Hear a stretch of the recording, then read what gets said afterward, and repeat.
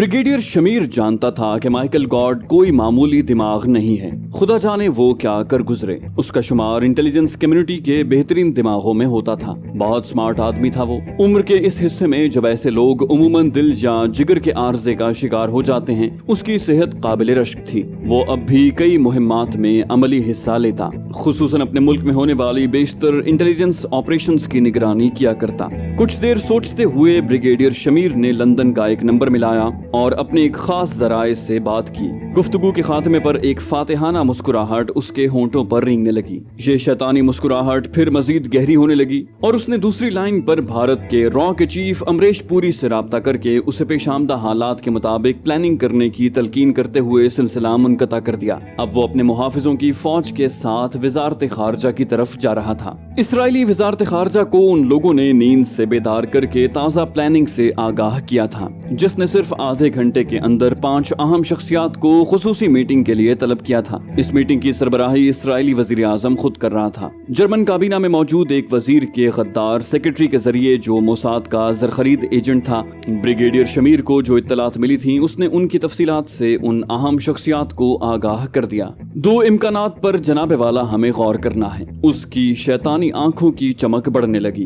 पहला तो ये कि जर्मन अगर अचानक दोनों मतलूबा कैदियों को रिहा कर दें तो भारत में हमारे दोस्तों के लिए सूरत हाल बड़ी नाजुक हो जाएगी। ऐन मुमकिन है वो अफरा तफरी या दबाव में कोई गलत फैसला न कर लें, क्योंकि इखलाकी तौर पर वो बहुत दबाव में आ जाएंगे। यूं भी उन्हें इस बात का एहसास है कि वो ये काम भारत माता के लिए नहीं बल्कि हमारे लिए कर रहे हैं। इसलिए फौरन हमें जर्मनी हुकूमत को इस ऐलान से रोकने के लिए मुतहर्रिक होना पड़ेगा। दूसरा इम्कान ये भी है कि जर्मनी हुकूमत भारतीय हुकूमत से कमांडोज को रिहाई के लिए इस्तेमाल करने की दरखास्त करे। लेकिन ये बात जरा मुश्किल दिखाई देती है कि भारतीय हुकूमत उन्हें इजाजत देने में हिचकिचाहट का मुजाहरा करे। यूं भी कमांडो कार्रवाई में उनके अपने शहरियों का मारा जाना कोई अचंभे वाली बात नहीं होगी, क्योंकि रॉ नाम के सांप के मुंह में हमने जो छिपकली दे दी है वो उसे अब न निगल सकता है न उगल सकता है। उन्हें बाहर कैफ इस इम्कान में मौजूद 7 आदमियों को मौत के घाट उतारना है, ताकि इस केस की कोई शहादत बाकी न रहे। इसलिए जनाबे वाला पहले इम्कान पर ज्यादा तवज्जो दी जाए। अपनी गुफ्तगू खत्म करके उसने अपने पाइप में तंबाकू भरना शुरू कर दिया। इसराइली वजीर आजम ने इस बात के खात्मे पर एक लम्हे के लिए भी कुछ न सोचा।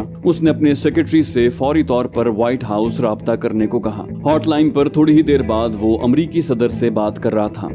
मिस्टर प्रेसिडेंट, हमारी इत्तला के मुताबिक भारत के शहर बम्बई में 2 जर्मन सिफारतकारों को अगवा करने वाले ब्लैक सितंबर के दहशतगर्द हैं। इन लोगों ने इस मर्तबा इंतहाई खतरनाक तरीका इख्तियार किया है और आलमी प्रेस के इल्म में कोई बात लाए बगैर अपने साथियों की रिहाई का मुतालबा किया है। अफसोस की बात तो ये है कि जर्मन हुकूमत एक मर्तबा फिर दहशतगर्दों के सामने झुक गई है और उन्होंने ब्लैक सितंबर के सामने मुतालिबात तस्लीम करके चोरी छुपे दहशतगर्दों को रिहा करने का फैसला कर लिया है। ये बड़ी अजियतनाक सूरत हाल है जिस पर हम शदीद एहतजाज करते हैं और आपसे दरखास्त करते हैं कि जर्मन हुकूमत को इस इकदाम से रोका जाए। उसके साथ ही उसने अमरीकी सदर को उसकी आलमी जिम्मेदारियों से आगाह करने पर लेक्चर दिया। अमरीकी सदर ने उसकी इत्तलात पर शुक्रिया अदा करते हुए उसे हर मुमकिन ताउन का यकीन दिलाया और बावर करवाया कि अमरीकन हुकूमत की तयशुदा पॉलिसी है कि दहशतगर्दी के सामने हरगिज ना झुका जाए और उन्हें बतौर सदर अमरीका अपनी जिम्मेदारियों का एहसास है। उधर से सिलसिला मुनक़ता होने पर इसराइली वज़ीर आज़म ने बरतानिया, नॉर्वे, स्वीडन और कनाडा के सरबराहान मुमलिकत से भी यही बात की।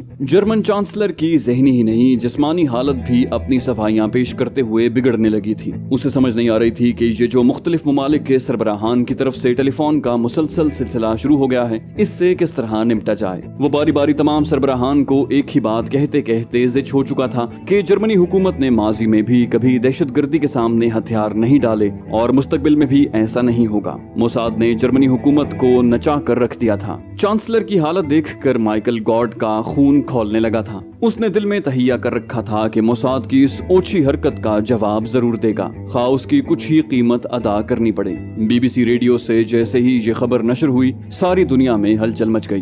ब्रिगेडियर शमीर के लंदन वाले सोर्स ने कामयाबी से ये इत्तला BBC तक पहुंचाकर इसे नशर भी करवा दिया था। खबर नशर होने की देर थी कि सारी दुनिया का प्रेस बम्बई की तरफ उमड़ पड़ा। दुनिया भर के अखबारी नुमाइंदे जो दिल्ली में मौजूद थे, दीवानावार बम्बई की तरफ भागने लगे। दूसरी तरफ अगवाकारों की तरफ से दिए दिए गए वक्त के 24 घंटे गुजरने को थे और अभी तक जर्मन हुकूमत की तरफ से कोई जवाब नहीं मिला था। ड्रामे का हर किरदार रॉ और मोसाद के तयशुदा मंसूबे के मुताबिक हरकत में आ रहा था। खेल उनकी तवक्कुआत के ऐन मुताबिक खेला जा रहा था। ब्रिगेडियर शमीर के एक मामूली ट्रक ने सारी दुनिया को नचा कर रख दिया। जर्मन जानते थे कि इस मरहले पर अगर वो हकायक का इंकिशाफ कर भी दें तो कोई उनकी बात पर कान नहीं धरेगा, बल्कि अमेरिकन हुकूमत तो खास तौर से इस पर नापसंदीदगी का इजहार करेगी और इसराइल के लिए पूरी दुनिया की हमदर्दियां मजीद बढ़ जाएंगी। माइकल गॉड की तरफ से एक आखिरी कोशिश भी की गई थी कि फलस्तीनी तंजीमों के मुख्तलिफ नुमाइंदों ने दुनिया भर में अखबारात और दीगर ज़राए अबलाग के दफातर में टेलीफोन करके अगवाकारों के इस इकदाम की जबरदस्त मजम्मत की थी और कहा था कि उनका ताल्लुक किसी फलस्तीनी मुजाहिदों की तंजीम से नहीं है। लेकिन मोसाद इस हमले से गाफिल नहीं थी। ब्रिगेडियर शमीर जानता था कि ब्लैक सितंबर के लीडर कभी अखबारी रिपोर्टर्स के सामने पेश होकर अपनी मौत को दावत नहीं देंगे। उसके कारिंदों ने इससे पहले ही दुनिया भर की अखबारी एजेंसियों को ब्लैक सितंबर के नुमाइंदों के हवाले से फोन करके इस इकदाम की जिम्मेदारी कबूल करते हुए जर्मन हुकूमत को फलस्तीनी कैदी रिहा न करने की सूरत में संगीन नताइज की धमकियां दी थी। यूं भी सारी दुनिया के ज़राए अबलाग पर यहूदी काबिज थे, डीप पॉकेट्स। तकरीबन तमाम काबिल जिक्र अखबारात और एजेंसियों में उनके लोग मौजूद थे। मोसाद की डिस इंफॉर्मेशन मुहिम अपनी नुक्ताए उरूज को छू रही थी और सारी दुनिया का प्रेस उनकी बजाई हुई डुगडुगी पर नाच रहा था। सहूनी दरिंदों ने चाणक्याई खबासत के साथ मिलकर दुनिया के बेहतरीन दिमागों को बंदर बनाकर रख दिया। जर्मन इंटेलिजेंस का सरबराह पल पल से बाखबर था। उसने अपनी हुकूमत को मोसाद की एक एक चाल से आगाह रखा, लेकिन जर्मन हुकूमत कुछ नहीं कर सकती थी सिवाय इसके कि बेबसी से अपने लुटने का तमाशा देखती रही।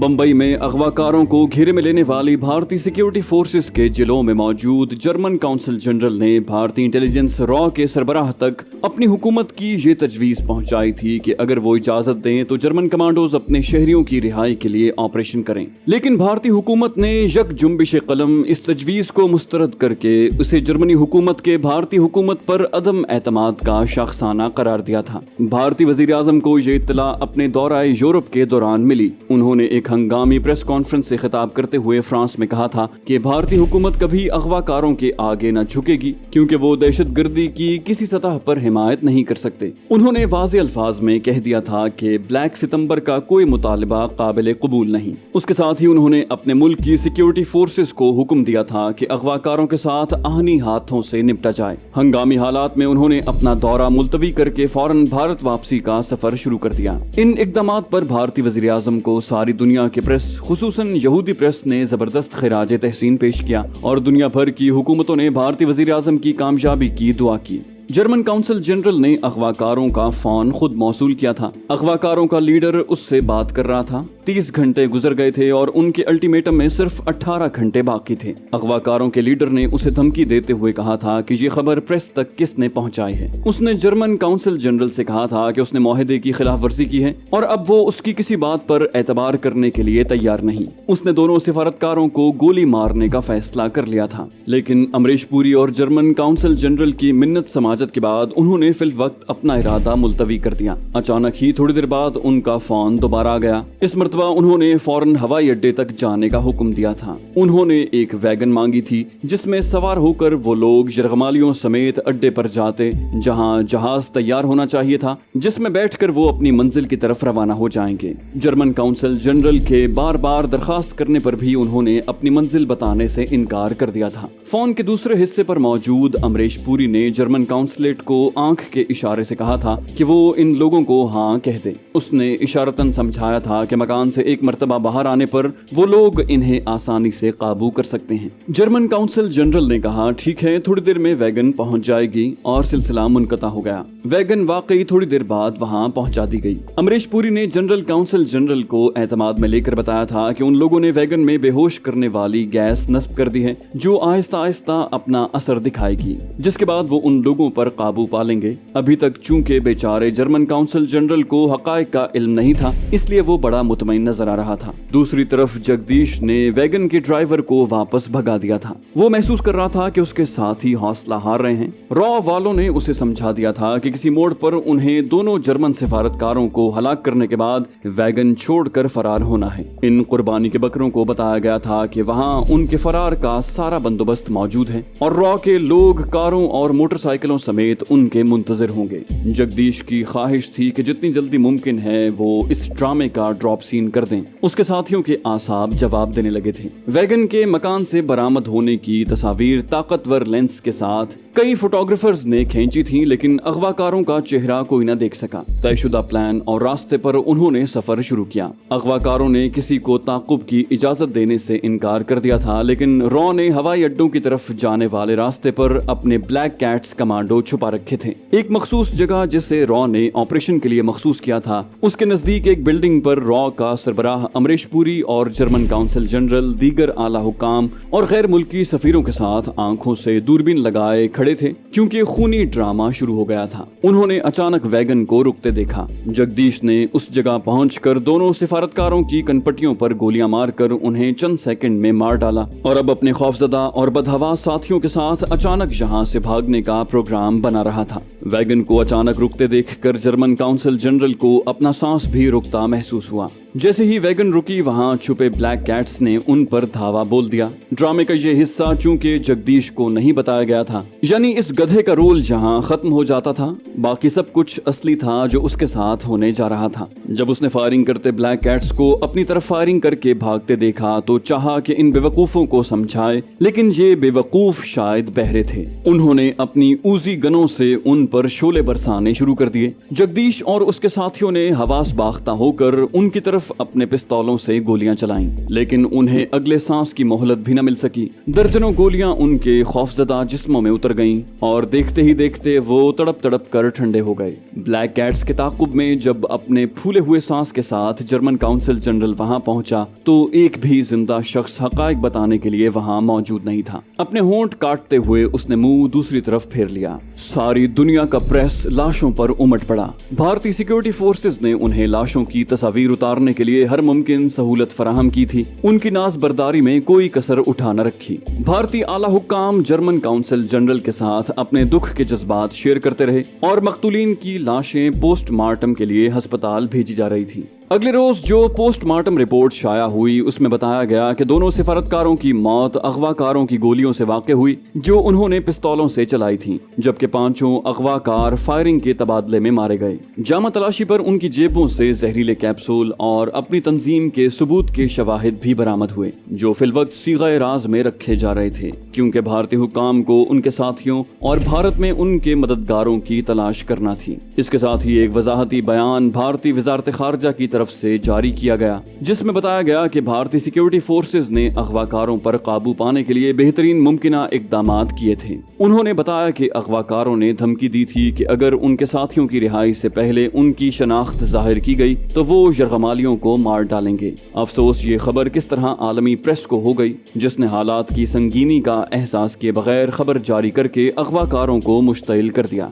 अगवाकारों ने अपनी रिवायात पर अमल किया, क्योंकि ब्लैक सितंबर के अगवाकार अपनी सफाकी के लिए आलमी शोहरत रखते थे। उनका मंसूबा ये था कि दोनों सिफारतकारों को मारकर किसी मोड़ पर अचानक उतर कर भाग जाएंगे। उन्होंने बतौर खास इस बात की हिदायत की थी कि ट्रैफिक जूं की तूं चलती रहे, जिसका साफ मतलब यही था कि वो भीड़ में गायब होना चाहते थे। उनके खतरनाक अज़ाइम को समझते हुए रास्ते में फरार के जितने भी मुमकिना पॉइंट्स हो सकते थे उन पर भारतीय कमांडोज को छुपाया गया था। दूसरी तरफ वैगन में नामहसूस अंदाज में बेहोश करने वाला गैजेट भी छुपाया गया था जो काम नहीं कर सका, या इससे पहले ही अगवाकारों ने अपने घिनौने मंसूबे पर अमल करने का फैसला कर लिया था। उन्होंने मखसूस जगह पर पहुंचते ही अचानक सिफारतकारों को गोलियां मारकर हलाक कर दिया और भागने की कोशिश की। जब सिक्योरिटी फोर्सेस के जवानों ने उन्हें जिंदा पकड़ने के लिए हमला किया तो उन पर गोलियां चलाई गईं, जिस पर बादले नखास्ता उन्हें जवाबी फायरिंग करके अगवाकारों को हलाक करना पड़ा। शायद उन लोगों ने जिंदा गिरफ्तारी न देने का इरादा कर रखा था, क्योंकि उनसे जहरीले कैप्सूल भी बरामद हुए थे।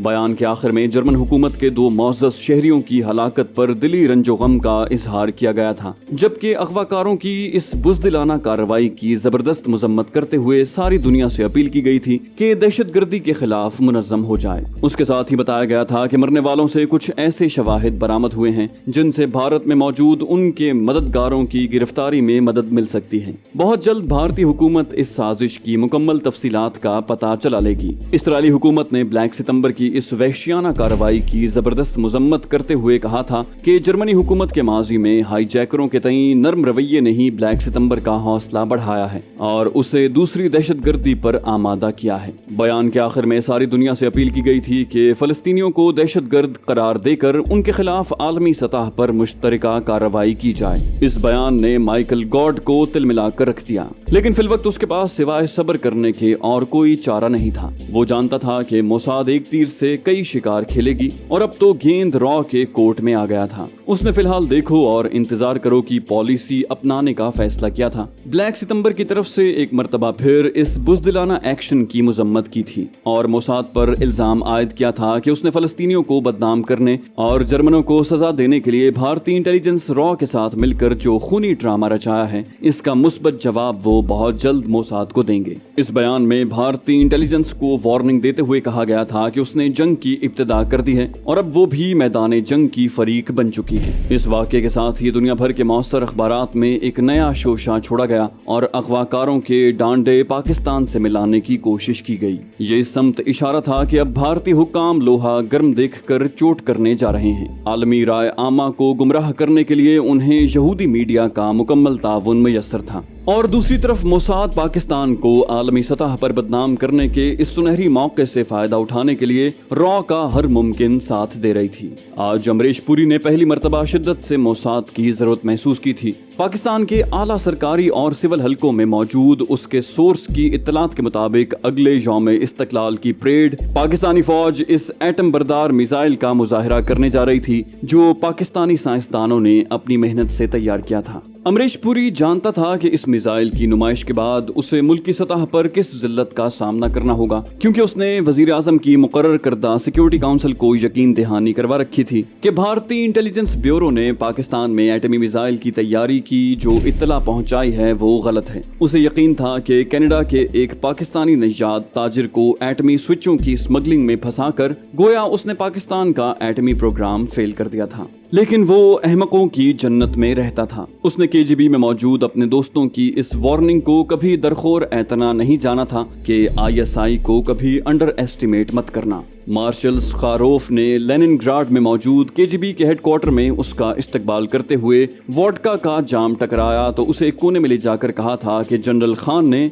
उन्हें अफगानिस्तान में तिगनी का नाच नचाकर रख दिया है। उसने अमरीश पुरी की आंखों में झांकते हुए कहा था, कॉमरेड, CIA खुद को उसके सामने बेबस समझती है। ये बहुत मजबूत शख्स है, हमेशा उस पर कड़ी नजर रखना। इंतहाई कम वसाइल के बावजूद वो दुनिया के किसी भी कोने में कुछ भी कर गुजरने की अहलियत रखता है। अमरीश पुरी ने हिकारत से मुंह मोड़ते हुए कहा, कॉमरेड मार्शल स्खारोफ, हमारा तजुर्बा जरा मुख्तलिफ है। मैंने 1971 में उनके दांत देख लिए और गिन भी लिए थे और हर शख्स अपने तजुर्बे के हवाले से ही कोई राय कायम करता है। उसके साथ ही उसने जोरदार कहकहा बुलंद किया था। बादल नखास्ता मार्शल स्खारोफ को उसके कहकहे में साथ देना पड़ा। दिल ही दिल में वो अमरीश पुरी की इस हालत पर तरस खा रहा था। शायद वो मार्शल स्खारोफ की बात को अहमियत देता, लेकिन हाल ही में उसने कनाडा में पाकिस्तानी इंटेलिजेंस को नीचा दिखाकर खासी वाहवाह और दाद वसूल की थी।